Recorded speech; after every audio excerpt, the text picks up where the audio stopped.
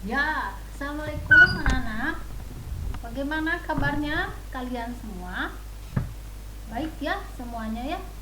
Semoga di masa pandemi ini kalian dalam keadaan tetap sehat dan semangat.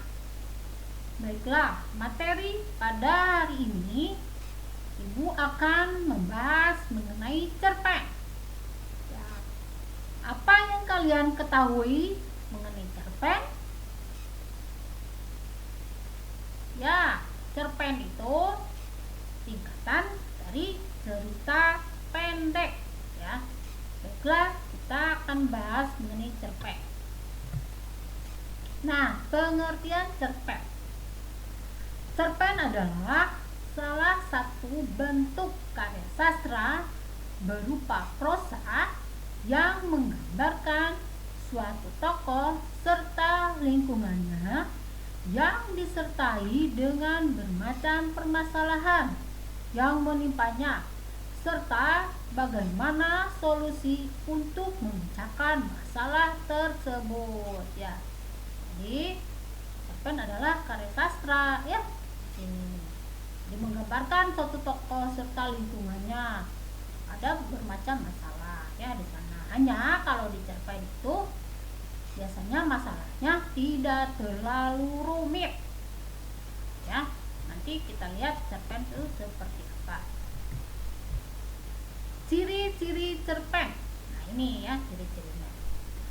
Tulisannya singkat, padat, serta jelas. Yang kedua, kata terdiri tidak lebih dari 10.000 ya. Lalu selanjutnya yang ketiga, biasanya menceritakan tentang kehidupan sehari-hari dari tokoh. Nah ini yang penting ya untuk cerpen ini, dapat dibaca habis dalam sekali duduk. Jadi ketika kalian membaca cerpen itu langsung tuntas atau selesai ya, tidak harus lagi membaca panjang. Beda dengan novel atau cerita panjang lainnya. 5. Masalah yang diceritakan, nah ini merupakan masalah utamanya saja. Jadi hanya satu masalah biasanya dalam cerpen tersebut ya. Nah, penokohannya sederhana, tidak begitu mendalam. 7. Memberikan kesan yang menyentuh bagi si pembacanya. 8. Alurnya tunggal ataupun lurus. Nah, yang tidak ada. Jadi alurnya itu tunggal, misalnya alur maju ya sudah alur maju saja. Tidak ada flashback, tidak ada apa, biasanya itu dalam cerpen. 9. Tokoh yang terkait biasanya mengalami konflik sampai menemukan solusinya gitu ya. Nah, ini kaidah kebahasaan cerpen. Memuat kata sifat yang mendeskripsikan pelaku seperti penampilan fisik, juga kepribadian tokoh yang diceritakan dalam cerpen. Seperti misalnya sosok tinggi atau perawakannya gagah, rambutnya beruban, dan sifat tokoh lainnya. Lalu memuat kata keterangan untuk mendeskripsikan latar waktu, tempat, dan suasana. Contoh, di pagi hari yang cerah, di kebun bambu yang rimbun dengan dedaunan dan lain sebagainya ya. Jadi memuat kata keterangan. Menggunakan kalimat langsung dan juga tidak langsung untuk penulisan dalam percakapan dalam cerpen. Bisa menggunakan gaya bahasa yang bersifat konotasi seperti misalnya pucuk langit, memanggang bus, bajing loncat, dan mulut terminal. Nah itu ya kiasan maksudnya ya kalau konotasi itu ya. Bahasa yang digunakan tidak baku dan tidak formal. Bisa menggunakan gaya bahasa perbandingan atau pertentangan, pertautan maupun perulangan. Yaitu adalah cerpen. Lalu ada struktur cerpen. 1. Abstrak. ringkasan atau inti dari cerita pendek yang akan dikembangkan menjadi sebuah rangkaian-rangkaian peristiwa atau bisa juga sebagai gambaran awal dalam cerita. Abstrak bersifat opsional atau dalam artian bahwa setiap cerpen boleh tidak terdapat struktur abstrak tersebut. Jadi kalau abstrak itu bersifat opsional, jadi boleh cerpen tidak ada struktur abstrak. Orientasi. Orientasi berkaitan dengan waktu, suasana, dan tempat yang berkaitan dengan jalan cerita dari cerpen tersebut. Ya, jadi orientasi itu berkaitan dengan waktu, suasana, dan tempat yang berkaitan dengan jalan cerita dari cerpen tersebut. Komplikasi.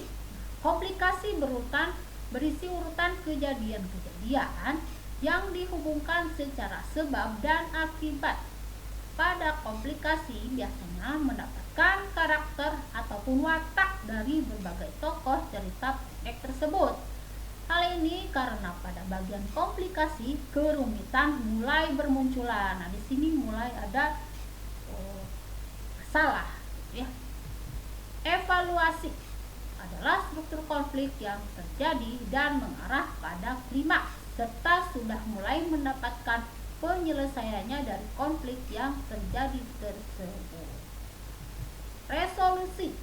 Pada bagian resolusi, pengarang mulai mengungkapkan solusi yang dialami tokoh. Lalu koda. Pada bagian koda terdapat nilai atau pelajaran yang dapat diambil dari cerita pendek tersebut oleh pembacanya. Ya.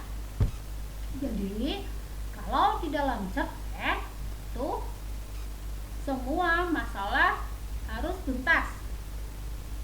Lalu alurnya alur tunggal tadi seperti disebutkan. Alur tunggal itu satu, misalnya tidak ada alur, kan biasanya ada alur maju, ada alur mundur. Nah, biasanya kalau alur mundur ya alur mundur saja, flashback ceritanya dalam cerpen. Kalau alur maju saja.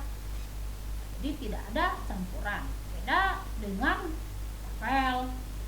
Itu biasanya ada alur campuran. Ketika di tengah-tengah kita membaca selalu ada flashback.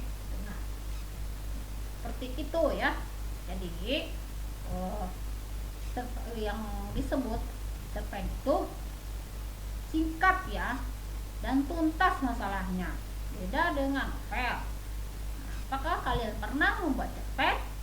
Ya, nanti di video selanjutnya Ibu akan memaparkan mengenai struktur cerpen ya. Nanti diberikan juga salah satu contoh cerpen ya.